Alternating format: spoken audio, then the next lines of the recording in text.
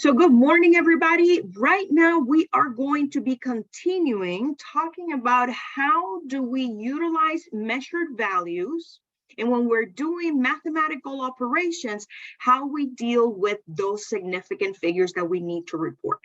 So yesterday in class, at the end of it, we learned the rules for how we deal with significant figures when we are just adding, just subtracting, just multiplying, and just dividing. And those are problems 1 through 4. You can see that specifically when it comes to that, when we are adding or subtracting, which is problems 1 and 2, we are going to take the numbers that we are given, those measured values, we're going to put them in our calculator, and we're going to have a calculator display. Now, understand that for the exam, I'm not expecting that you guys actually type in the calculator display for the exam. You guys will be submitting specifically the correct answer with significant figures, okay? So that part of the calculator display is just to help those students that want to see the process all the way through. But going back to the rules, when we are adding or we are subtracting, remember that we're going to keep in mind specifically what are the number of decimal places that we have in our measurements. And just to make a few more markings to what we were doing yesterday, as you can see in the first problem, the first measured value has 1 decimal place. The second measured value has 2 decimal places. And our answer with significant figures needs to show the same number of decimal places as the measurement with the fewest decimal places. So even though our calculator display shows us this, then we have to make sure that the correct answer with the correct significs are going to have 1 decimal place. Similarly, we can see that on the second one, we are going to have specifically 3 decimal places. In the other measurement, there's 4 decimal places. Even though we have this calculator display, we need to make sure that our final answer with the correct number of significs contains the fewest decimal places, so we round to 3 decimal places. Was there a question? Yes, Professor, it's me, Gina. With decimal places, so when we are doing addition and subtraction, that's when we are doing decimal places compared to multiplication and division where we do significant figures. Exactly. So that's correct. So that's the thought process with it. And remember that no decimal places is the fewest decimal places, because that's one of the ones that students don't remember. They just think decimal places, decimal places. If you are adding or subtracting a value and one of your values doesn't have any decimal places, then understand that your final answer, because you have one measurement with no decimal places, your final answer needs to have no decimal places. Remember that, because that's one of the mistakes that sometimes students do. So put a 1 in the chat if 1 and 2 make sense to you. Let's put a 1 in the chat if 1 and 2, you have it down, you understand it. Excellent. That's what I like to see, that people are getting this. Then let's move on to review problems 3 and 4. So in problems 3 and 4, we have multiplication and division. And like Gina just said, when we have multiplication and division, then we have to look at the number of significs, and our final answer with the correct number of significant figures needs to have the same number of significant figures as the value, the measured value that has the fewest significs. So when we look at problem 3 and 4, let's first review problem 3. This first measured value has 2 significs. The second one has 4 significs. So we can see that even though we have this calculator display, we are going to round our answer to 2 significant figures. Remember that rounding is a term that you need to remember, that it is implied. You must round when you are doing any mathematical problems. Even if the problem doesn't say round your answer, remember that rounding is a must. When we look at problem 4, the first value has 4 sig figs. The second value has 4 sig figs. So after we do this division and we get all those numbers in our calculator display, the reason why our final answer looks like this is because it needs to be rounded to 4 sig figs. Put a 2 in the chat if you are solid on problems 3 and 4. Great. I love to see those 2s. I want to see that people get this. Excellent. Now, one of the things is, especially for those students that may have to take other chemistry courses, is that at times you don't have just addition, just subtraction, just multiplication, and just division. At times we are going to take measurements in which we have to do 2 operations at a time, and sometimes these operations are separated by parentheses. Understand that the examples of problems 5 and 6, there's no problems in the textbooks like this, so guide yourself by doing the problems in the worksheet, and understand that in the exam there will be at least one combo problem like problems 5 and 6. So let's pay close attention to the operations and how I guide you guys to understand the number of sig figs in problems 5 and 6. This is the reality. When we have multiple operations in a problem, in an equation, it is important to note that we have to follow PEMDAS rules. And for those of you, PEMDAS rules means that you have to do parentheses first, then exponents, then multiplication, then division, then addition, and lastly subtraction. That's the order of operations. That's what PEMDAS actually means. Now, understand that when it comes to significant figures, we need to utilize all of our values and apply sig fig rules as we go along. So I'm going to take notes on number 5. I'm going to break it down so you guys see the thought process of solving a problem like this. So in problem 5, the first thing we're going to do is the operation in the parentheses. Let me just rewrite it. 22.5285 plus 22.14, close the parentheses, then the result of that we're going to divide by 4.266, okay? So at first, let's do what is in the parentheses, because according to the order of operation, the parentheses is what we do first. So let's add those 2 values. Let's put on the chat what is the result coming out of the parentheses. So we take 22.5285 and we add it to 22.14. Let's put in the chat, what do you get out of the parentheses? Excellent, that's what I got also. So out of the parentheses, okay, we get 44.6685. Now, one of the things is that, remember, this is technically when we are doing mathematical operations with measured numbers, okay? So this is what I want you guys to keep in mind when it comes to this. I want you guys to use that 44.6685, okay? You must use it. Do not round beforehand, because remember, this is measured values. Then you are affecting the meaning, the numbers that give meaning to that measurement if you start rounding to whatever number you feel more comfortable with. Now, let's put in the chat either DP for decimal places or SF for significant figures. The operation that I have on my parentheses, what do I need to pay attention to? Decimal places or sig figs? I agree with my DP people. Remember, when we are doing addition or subtraction, look at the notes on 1 and 2. We have to look at decimal places, okay? So based on the rules that we learned on 1 and 2, how many decimal places do I really need to focus on out of that 44.6685?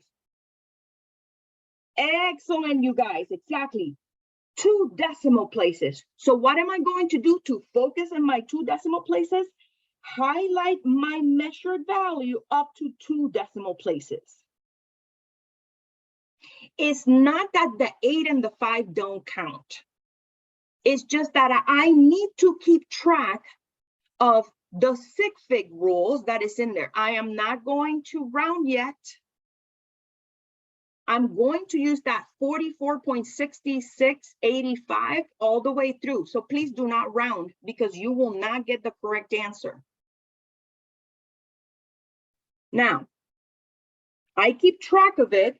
I highlight it that technically the rule out of the parentheses tells me that I have to stay or focus on up to those 2 decimal places. And this is why I highlighted that.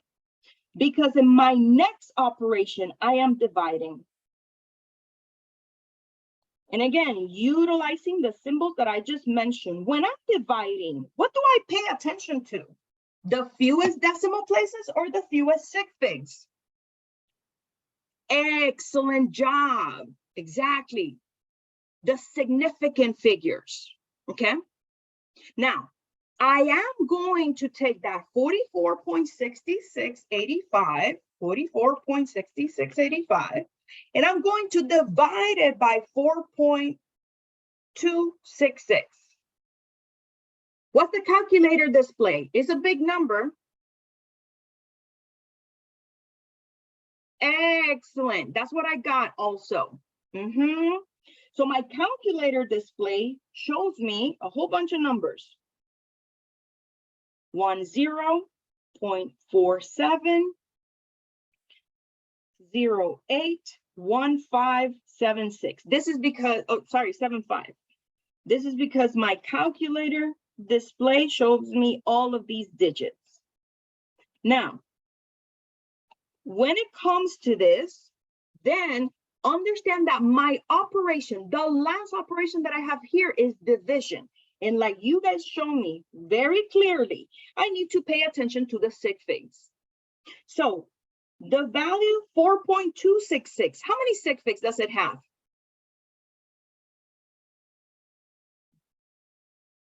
Excellent job, 4 sig figs. To answer the question in the chat, the reason why we're paying attention to decimal places is because out of the parentheses, we are doing addition.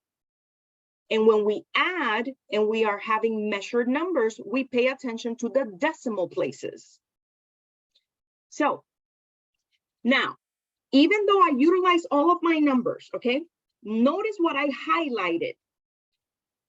Since I'm dividing in my last operation, okay, how many sig figs did I highlight?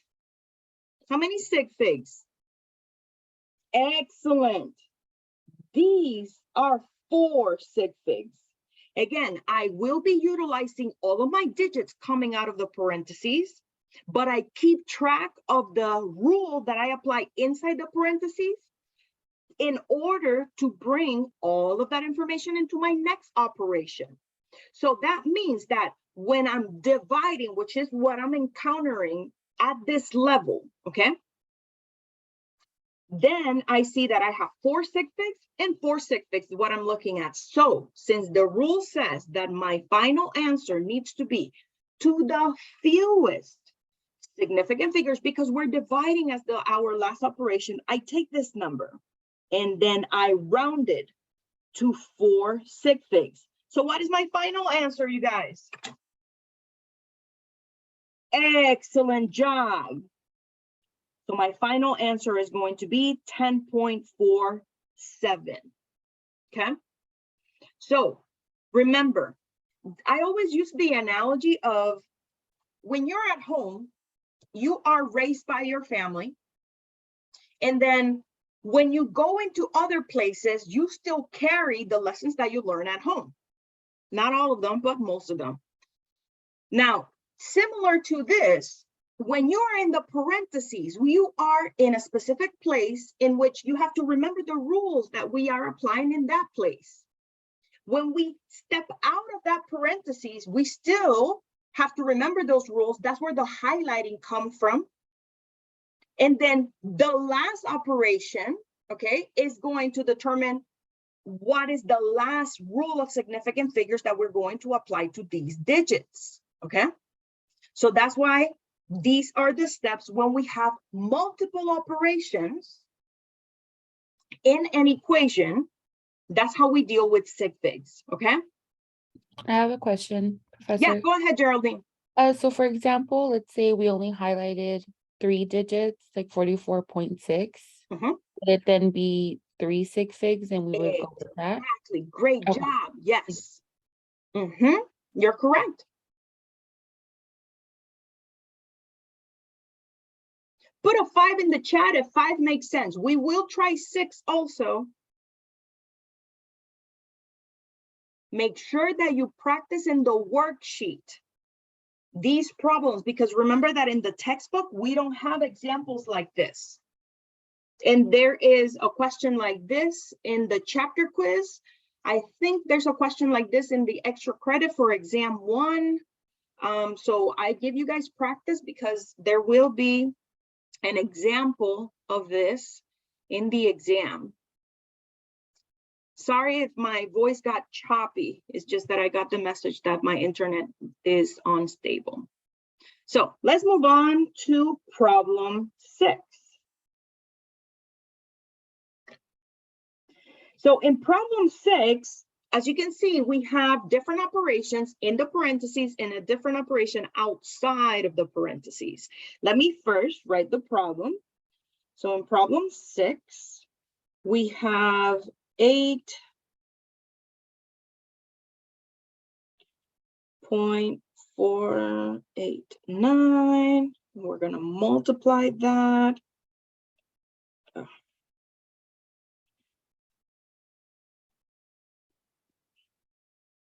Times 7.13, and then we're going to add 6.5. That's basically what we're doing, okay?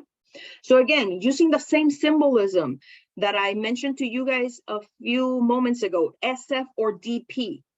Out of my parentheses, what rule am I applying? Fewest significant figures or fewest decimal places? Great job. So I'm going to multiply, and thank you for the student that put it already there. I'm going to multiply those two numbers, okay?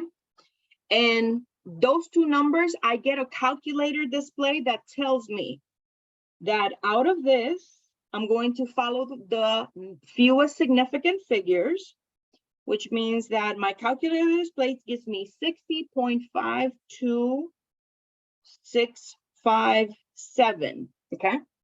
Now, just like you guys mentioned, we are looking at sig figs. How many sig figs do we have in the first measured value, that 8.489? How many? Let's put it in the chat. Excellent job. We have 4 sig figs. How many do we have in the second measured value? Excellent, 3 sig figs. So when I'm using my highlighter, I highlight these 3. Okay? Put a 1 in the chat if so far makes sense. Why I highlighted the steps that we're doing. I want to make sure that everybody's following. Great. Okay? Now, our next operation, I will be using all those digits. I will be using the 60.52657. My last operation is addition. I'm adding to this 6.5. Okay? So when I add to this 6.5, what number do I get? Let me make sure that we are on the same point. Excellent. That's what I got also. I get a calculated display of 67.02657. Now, my last operation is addition. So what do I need to keep track of? The fewest decimal places or significant figures? Let's put it in the chat. Great job. You guys are following this. I'm so proud. Decimal places. So when I look at what I'm adding, this has 1 decimal place. When I look at what I highlighted, I have 1 decimal place.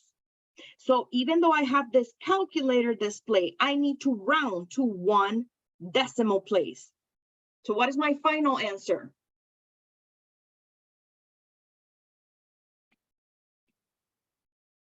Excellent job.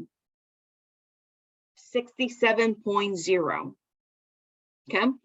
Remember, the reason why we are following all of these directions is because this is more applicable when we are in the laboratory.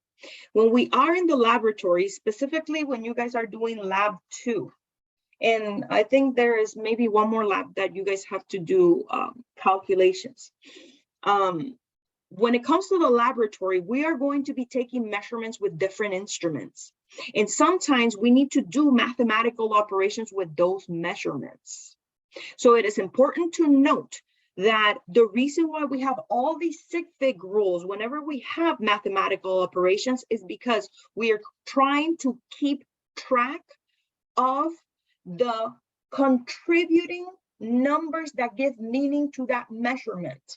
If you put too many sig figs as your final answer, then you're saying that your instrumentation for your measurements had a great resolution.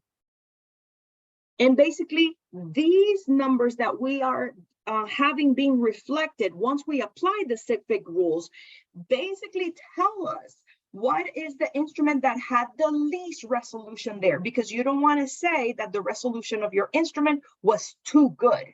And that's basically why we do all of this. Okay. Any questions on sig figs and mathematical operations? Make sure that you practice. I have a question. Go ahead, Adeline.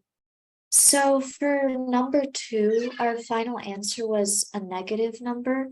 Does that mean that the instrument would have like a poor resolution?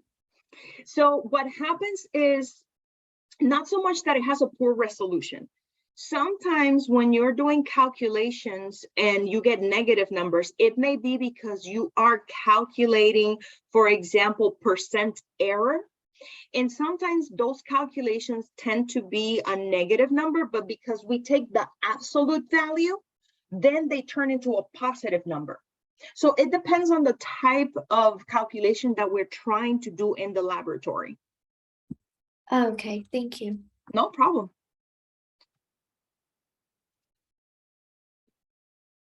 Hi, I have one question. Yes, go ahead. So we take for addition, we take the significant figures, and then for the addition and subtraction, and then for multiplication and division, it would be decimal placement, and then we would use the number. We would only check the significant figure or the decimal placement until after we're done with the operations. Like we'll still use the whole number when dividing or adding in this case. So let me correct what you said. So the statement that you said, you have to fix it because it's the opposite. If you look at problems 1 and 2, where we're adding and subtracting, we are paying attention to decimal places. So in addition and subtraction, we're paying attention to the decimal places. And your answer needs to reflect the value that has the fewest decimal places. You can find that on, that is slide 14. When we are multiplying and dividing, which is slide 15, we are looking at sig figs because the rule for multiplication and division tells me that my final answer needs to have the same number of sig figs as the measurement with the fewest sig figs. So that's the first part. Addition, subtraction, I pay attention to decimal places. Multiplication, division, we pay attention to the sig figs.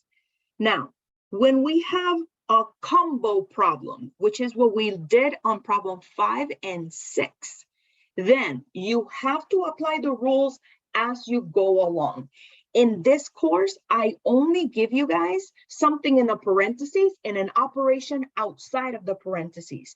If you have to take other chemistry courses, you will see that there will be many operations that you have to, go through, and then you have to apply the rules similar to what I illustrated here, in which you take all of the digits to get your calculator display, but you have to keep track of the rules of sig figs as you go along in the operations. Okay, thank you. No problem. Any other questions?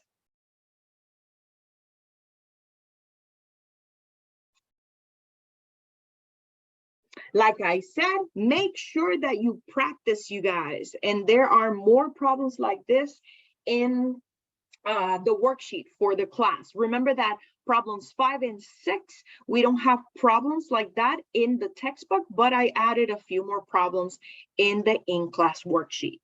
So let's move along and move on to the next concept from chapter 2, which is prefix and equalities, okay? So let's understand that when it comes to measurements, which is something that we talked about a great deal yesterday, these measurements, or these units that we learned yesterday, liters, meters, grams, Kelvin, Celsius, so on and so forth. Sometimes we can incorporate a special feature which is called a prefix. Prefix, understand that we put it in front of any unit. That's where we put the prefix, okay? It's placed in front of any unit. And the reason why we put it in front of any unit is to increase or decrease its size, okay? Now, this increase or decrease is done by a factor of 10, okay?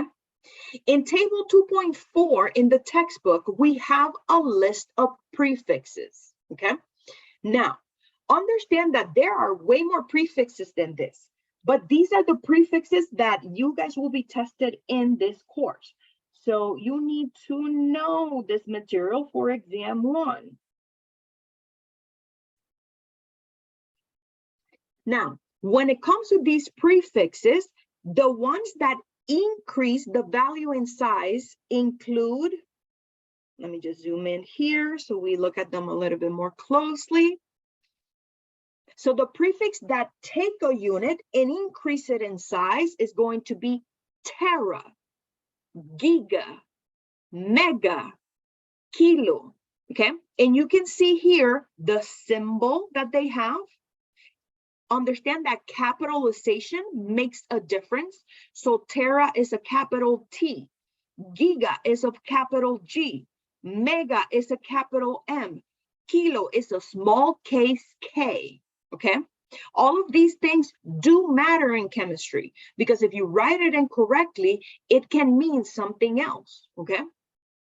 So, for example, when we look at their numerical value, to be honest with you guys, I rather look at the scientific notation because I don't want to miss the number of zeros. So to keep track that what is the numerical value of tera, I just say, oh, that's 10 to the 12. Or giga, that's 10 to the 9. Mega, that's 10 to the 6, okay? And then kilo, that's 10 to the 3. Just because that is easier, at least for me. You may choose to memorize the numerical value or the scientific notation, but you need to know all of that information. Now, equalities is something that we're going to talk about really soon, but understand that what we have in equalities is that we're comparing two measurements and we are giving the numbers that they equal to, okay? But here in table 2.4, you have some equalities. Now, the prefixes that you guys need to know in terms of the ones that decrease a unit in size are the following. You need to know deci, centi. There's a little bit of a delay because I already moved on. There you go. Now it's moving. So deci, centi, milli, micro. Then there is nano and pico, okay? Sometimes we are going to see specifically micro as that U symbol, which is the Greek symbol for it, or sometimes you're going to see micro as MC, okay? Both are utilized. But understand that here we have, again, the numerical value for that prefix, and we have the one-letter symbol, and we have the scientific notation. And again, in our last column, we specifically have the equalities, right? So we are comparing them to different units, we have them there, okay?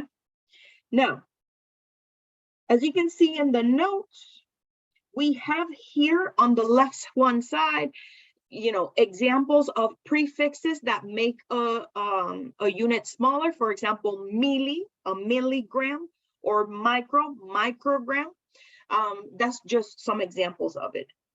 Why is this necessary? Well, one of the things once we get into applications of this is that you guys need to be able to do conversions. We need to be able to convert between different units. So that's where all of this, it is utilized. So I introduced already to you guys the concept of equality, but let's just define it in a greater detail. As you can see, equalities, okay, are when we use two different units to describe the same measured amount, okay? That's what an equality is.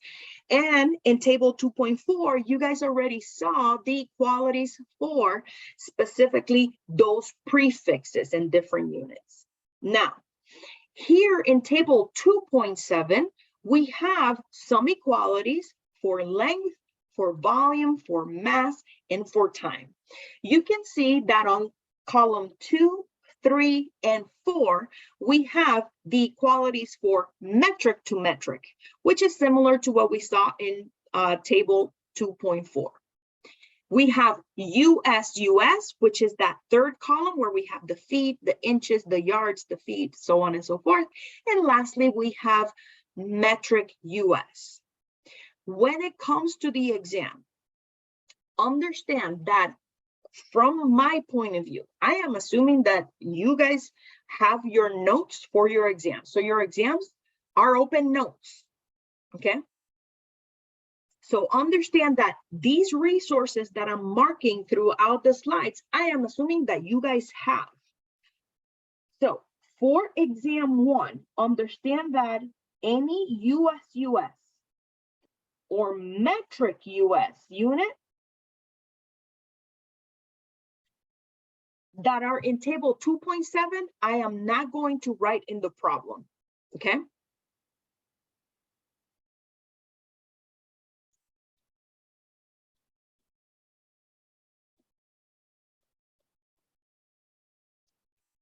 So any equality that is in these two columns here, and it is in this table, I will not include in the problem.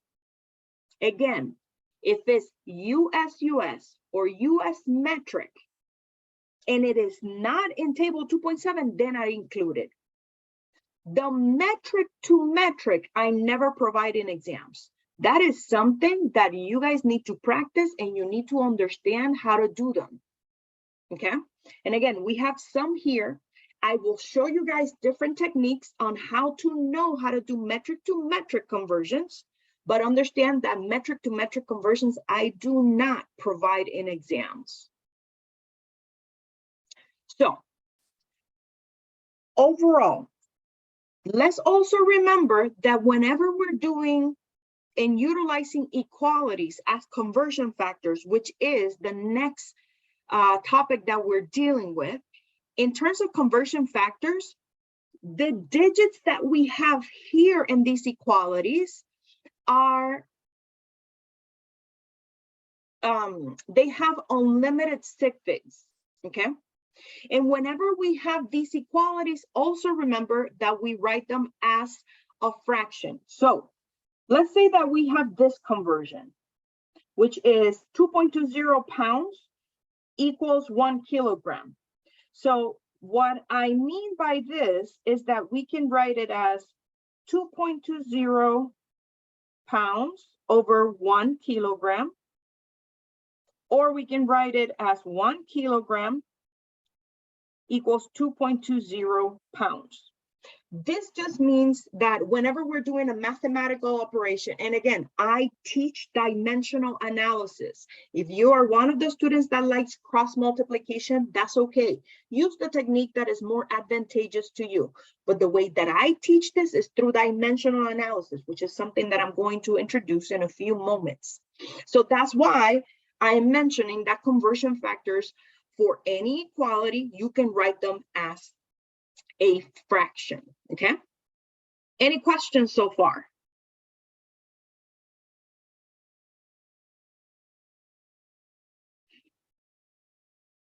Excellent. So whenever we're utilizing these equalities and we are doing mathematical operations, understand that those digits in equalities are considered exact numbers, okay?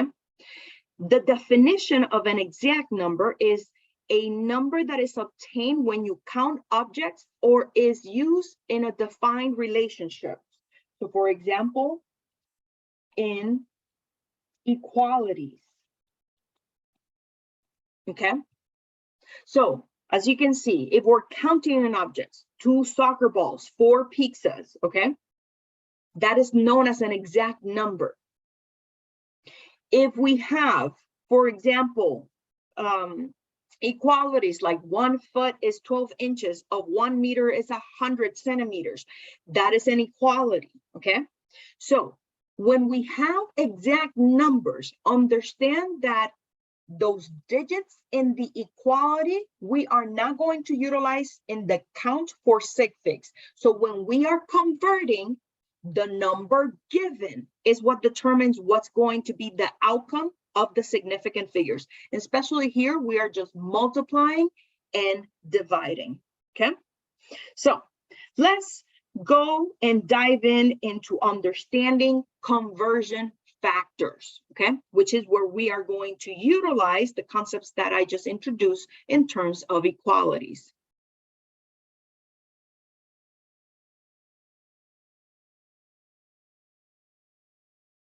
So there's a question in the chat. So when it comes to kilograms, understand that 1 kilogram exactly measures 2.20 pounds. So that is my equality. So understand that that value is going to be known as an exact number. And because it's part of a description or a definition, you're not going to say in a conversion, oh, that has 1 sig fig. No, no, no. That's part of the definition. So that I'm not going to take it into consideration for the sig figs, as you're going to see in a few moments. So in this class, I do 2.20 pounds. That's the one that I utilize.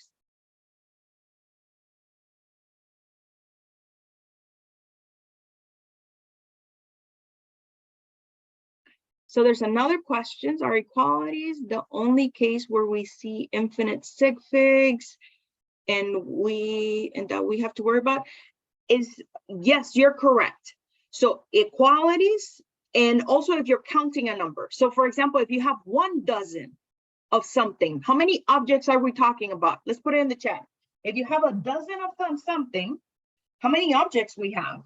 Excellent, 12. So because you counted those 12, that's part of a definition. So that's an exact number. So only inequalities and when you're counting objects. So going back to conversion factors. So conversion factors is, as you can see, where we are, yes. So exact numbers, we are not be counting them towards the sig fig counts. We're going to do examples in a moment, so you guys see an application of it. So when it comes to conversion factors, remember, we are just changing from a given unit to a needed unit. So you have to take into account the given measured number, okay, and its unit.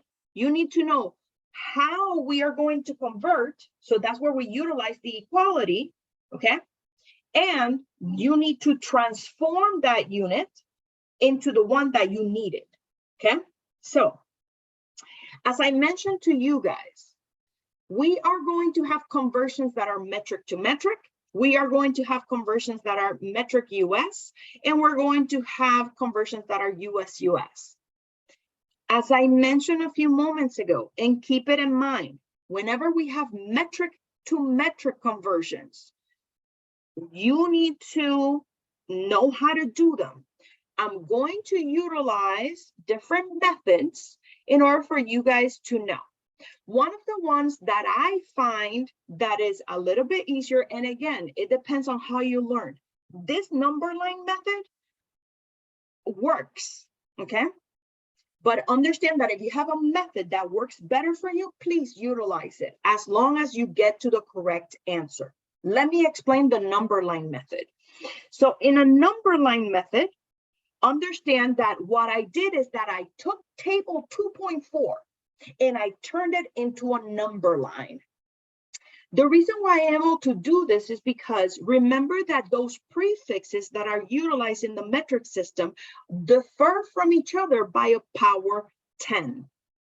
Whenever we have a value, and again, we're doing metric to metric conversions because the difference between them is a power 10, technically all we have to do is move that decimal place to reflect the power 10 that we're transforming to, okay?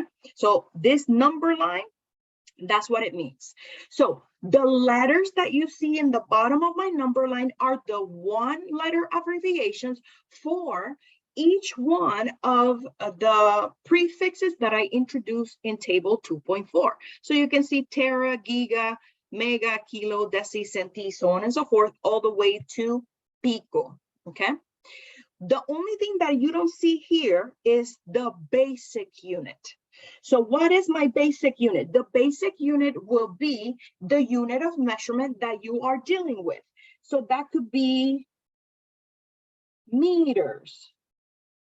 It could be grams. It could be seconds. It could be liters. Okay, so on and so forth. It can be, bytes. It could be any basic unit. And we introduced basic units in table 2.1 yesterday. So when we are doing this, remember, when we have metric to metric conversions, we are basically just moving the decimal place. Let's look at example number 1. A doctor makes an incision 2.5 centimeters long. And I'm interested in knowing what is the length of that incision, but in meters. So what the problem is telling me is that I have given 2.5 centimeters, and I need to know the conversion to it in meters. Okay? So if I use the number line method, all I have to tell myself is I'm going to mark where I see my given unit. Okay? And my given unit is centi.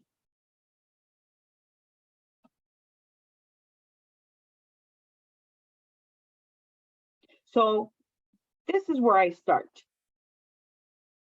Which way am I moving? I'm moving towards what I need to convert to. And what I need to convert to is meters. So I need to land right here. So if this is my decimal place, I'm going to move that decimal place 1 times, 2 times, from right to left. So I take my decimal place, I move it once, I move it twice, and it's here. You see that there was a pocket created? You'll see my markings in a moment. How I'm going to fill that pocket? Well, with a 0. So when I have metric to metric conversions, and thank you for putting in the chat, Jessica, this conversion, when I'm trying to determine 2.5 centimeters, and what is the conversion to meters? The answer is 0.025 meters, okay? Traditionally, if some students like more of the equality, you know what, Dr. Luz, I cannot do this number line method. That's okay. If you know your equalities, then you can utilize them. So if you use dimensional analysis to solve the same problem, you have to say, okay, what is given is 2.5 centimeters.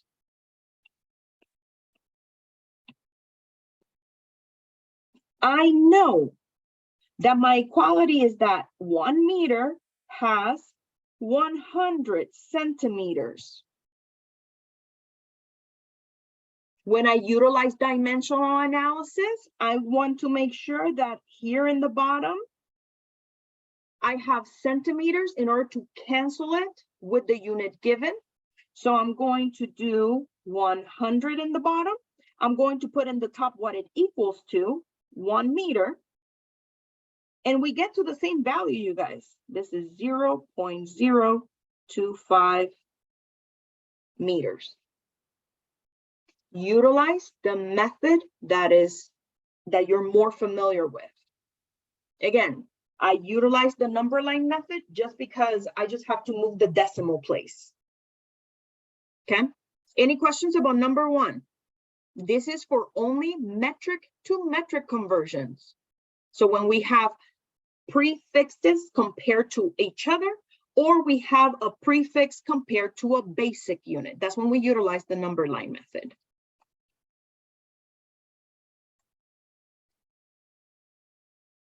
Great. Now, let's move on to a problem in which we are doing a conversion in which we have a US and a metric conversion. Remember, if that equality is in table 2.7, I do not give them because I'm assuming that you have table 2.7 with you in the exam, okay? Now, and then you need to print it. I don't provide it in the exam. Just want to let you, that's why we have the reference list for the exam. So the conversion between pounds and kilograms is in table 2.7, okay? We just saw that 1 kilogram equals 2.20 pounds. For those of you that are going into nursing, this is one of the most common conversions that you need to know, because since the metric system is utilized in the laboratory where many of the medications are made, sometimes when you have to dose, meaning provide medication for people, usually the doses are in, a metric system is milligrams per kilogram or grams per kilogram, so on and so forth. So keep that in mind.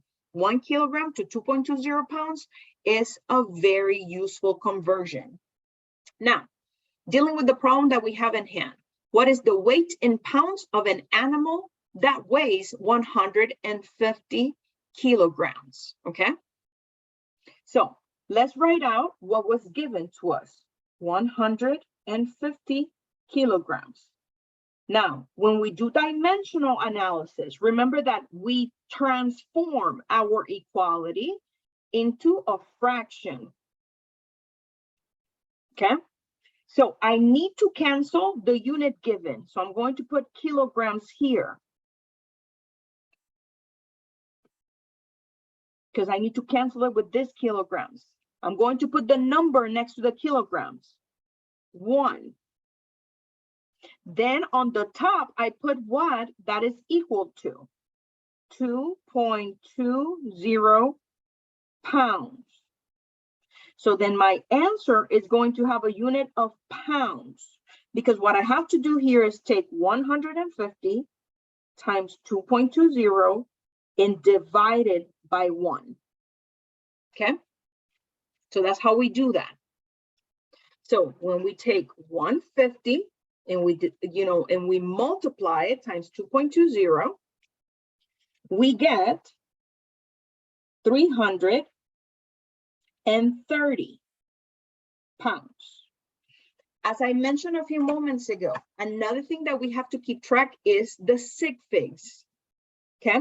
Now in these problems, it depends on what we are multiplying. It's not so much a problem maybe in metric to metric. You have to keep track of the sig figs, but we can see here that we started with 2 sig figs, and this value has 2 sig figs. Here, this value has 2 sig figs, and this has 2 sig figs. So in terms of our significant figures, we're good. And as it was mentioned a few moments ago, remember, your equality is not considered into the counting of sig figs, okay? It's going to be based on the measured value given, okay? Put a 1 in the chat if you're ready to practice. Professor, I had a question. Yes, go ahead, Gina. So you know how you said 2 significant figures? Well, that's 3 significant figures. So if our problem is asking for 2 significant, well, there's 3 there and it's only 2. Is that okay? Does that make sense? Wait, you got cut off and I didn't hear your whole question. If you don't mind, could you repeat it? Yeah. So when we do the statistics, there's only 2 significant figures, but our answer is 3 significant figures. Is that okay for an answer? Which answer is 3 sig figs? The 330 pounds, that's No, 3 significant figures, that's right? No. the 0 is a placeholder. Remember that the only reason so one thing at a time. 330 is 2 sig figs because the 0 is a placeholder. If you look at rule 2B from what we talked about sig figs yesterday, then you will see that the 0 after the 3 is actually a placeholder. So it's not counting as a sig fig. So that's why 330 is only 2 sig figs. So we started with 150, okay. which is 250. So the 0 in the 150 is also a placeholder. Okay, that's probably where I'm getting it wrong at, is because I'm thinking that the 0 is significant. But in this case, zeros after any non-zero digit number is just a placeholder. It's a placeholder, and just like it was said on the chat, unless there is a written decimal place. So if there was a written decimal place after the 0, then all of a sudden that 0 becomes significant. I get it now. Thank you for explaining. No problem. Excellent. So let's go and do some practice problems. So I'm going to give you guys 2 minutes. These problems are on part 5 of the in-class worksheet. Here I have problems 1 and 6, which are conversions between metric to metric. And you can see that I actually put in the number line for those of you that need it. And we also have problems 5 and 10. And in problems 5 and 10, those are going to be metric to US conversions. And you can see that I actually give you guys the equalities for them. So I'm going to give you guys 2 minutes to complete these problems, and then we are going to go over them.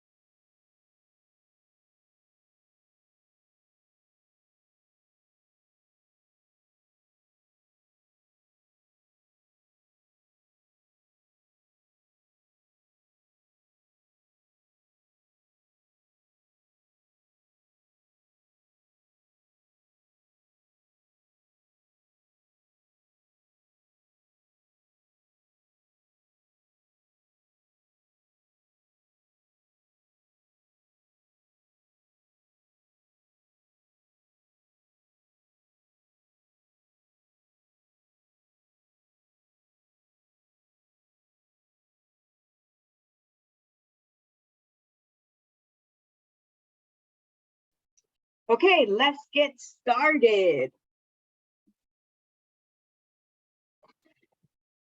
As you can see in the instructions, it says complete each of the following conversions with the proper number of significant figures.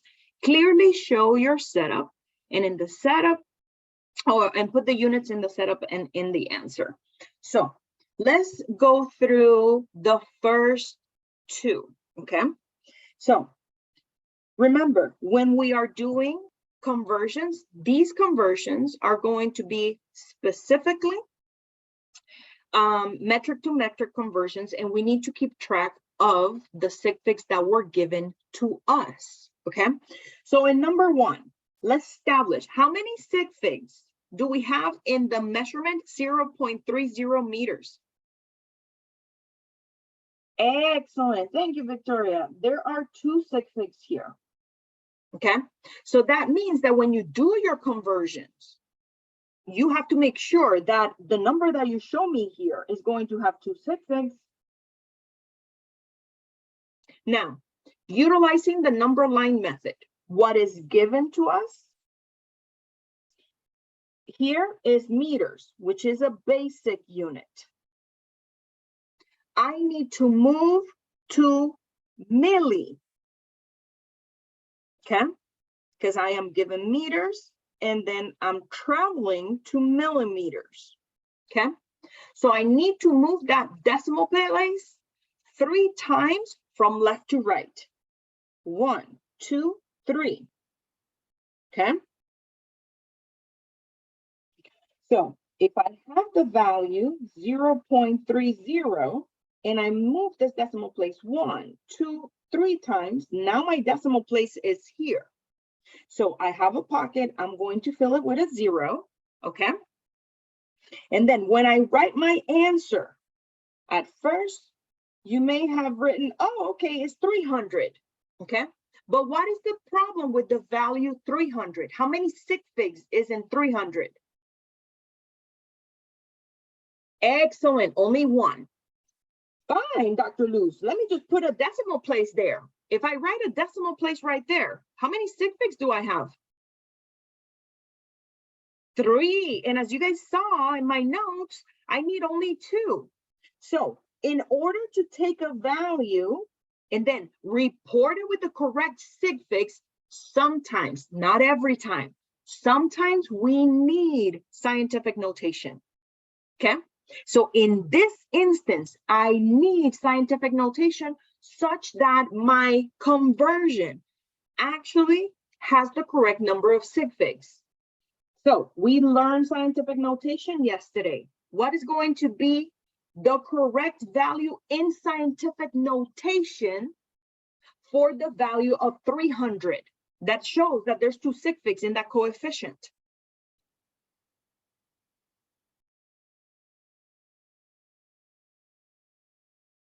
Okay, the answers that I see on the chat were not correct yet. I agree with the, excellent, I see it. Great job, you guys. 3.0 times 10 to the power 2. Okay, now this has the correct number of sig figs because my coefficient has 2 sig figs. Okay, so be careful when you're doing conversions and you need to type in the answer, okay? Or whenever you have a multiple choice and you're like, oh, they all look the same.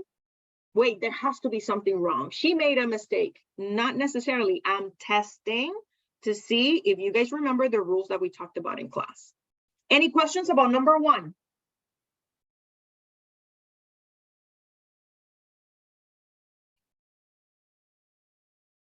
Then let's move on to number 2. Number 2, we're going from grams to kilograms. So we're going from our basic unit of grams and we're moving to kilograms. Sorry that my K looks like a capital K. Let me see if I can, there you go. We're going from grams to kilograms, okay? So here we have grams. We're moving to kilograms. We're moving it 1, 2, 3 places, and we're moving it from right to left. So if I have my value 5.00 and I move it to 1, 2, 3 places, then my decimal place is right here. I have 2 pockets that I'm going to fill with zeros, okay? Now, when I write my value, I write it as 0.00500 kilograms. How many sig figs in the value that I gave you? The 5.00 grams. Great job, you guys. Excellent. 3 sig figs. How many sig figs in the value that I wrote?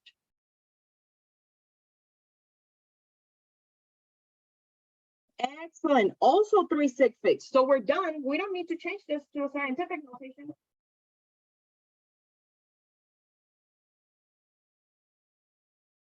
So that's how we do problems 1 and 6. Any questions? Make sure that you practice. So I have a question. Go ahead, Maria. If it's 3 sig figs, then that would basically be the 2 zeros before the 5, including the 5. So do we still have to write the 2 zeros on the end? So the 3 sig figs are these. Oh, right. Oh, okay. The zeros before the 5 are placeholders. That is rule 2A in the rules for sig figs. And then the zeros after the 5 is going to be rule 1C from the rules for sig figs. 2A and 1C. Okay, I see it. Thank you. No problem. The reason why we don't use scientific notation for 6 is just because it's not necessary. It could show it. So in the exam, if I want to test extra and see if you guys know scientific notation, then I could do it. But if in here, you have to, that's one thing that I always tell students, please make sure that you read the instructions carefully, because I do grade on basically how you enter your answer.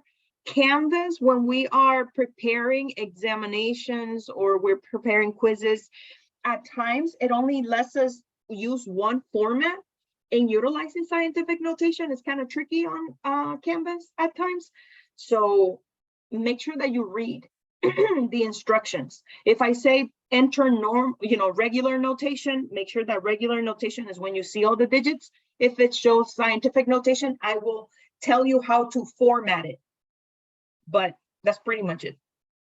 Any other questions? So if we were to put the answer as 0.005 without the additional zeros at the end, we would be wrong.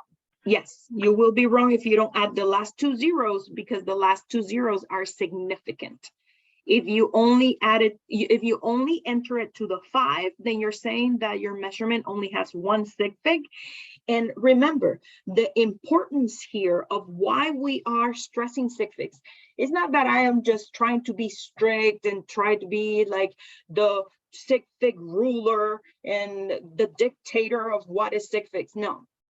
Remember, sig figs are important in an area of chemistry because they contribute meaning to measurements. If you start deleting digits just because you don't feel like writing them, what that means is that now the meaning that that measurement had in terms of the resolution of your instrument, you are avoiding it. You are basically removing it completely. So that's why sig figs is something that we teach early, but it's because it has relevance in the laboratory.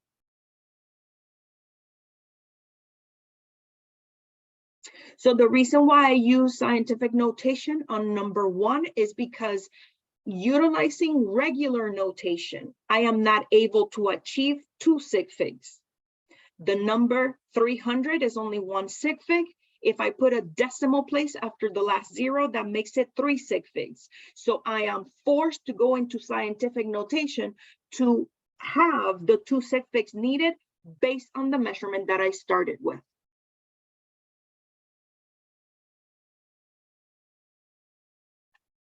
Any other questions?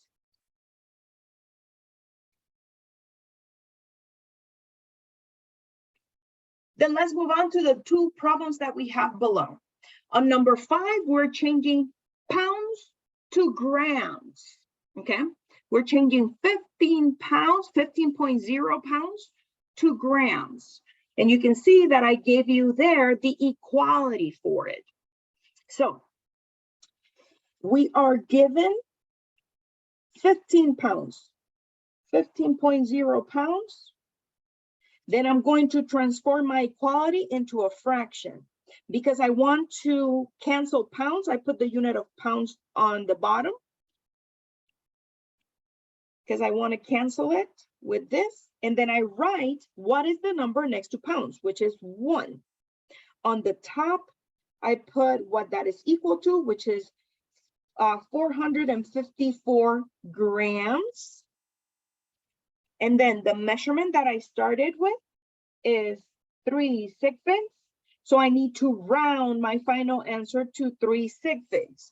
So when I do this, and then for those students that need to see how I utilize dimensional analysis, I do 15.0 times 454.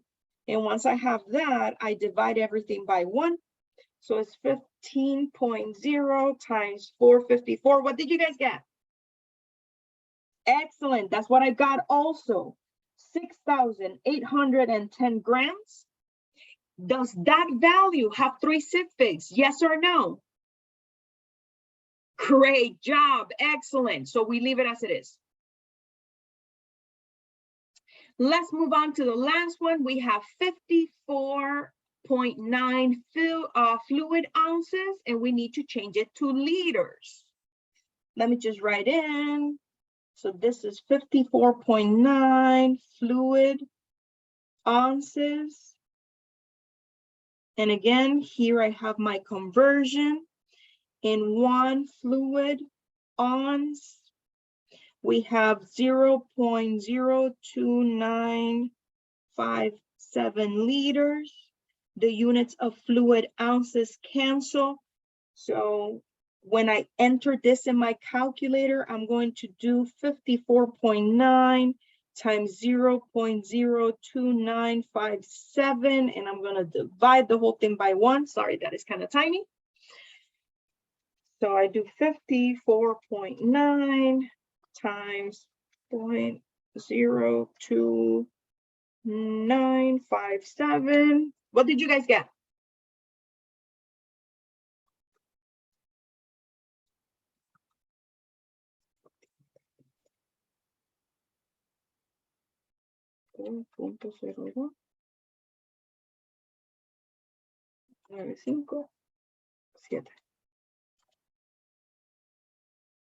Yes, I got 1.62 liters. Be careful with your zeros, you guys, because it makes a difference. 16 liters is not the same thing as 1.6.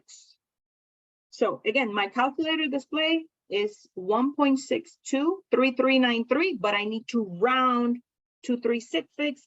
So the final answer is 1.62 liters. Questions, doing conversions. And so far we have done metric to metric and metric US. US are also fair game for the exam. Any questions?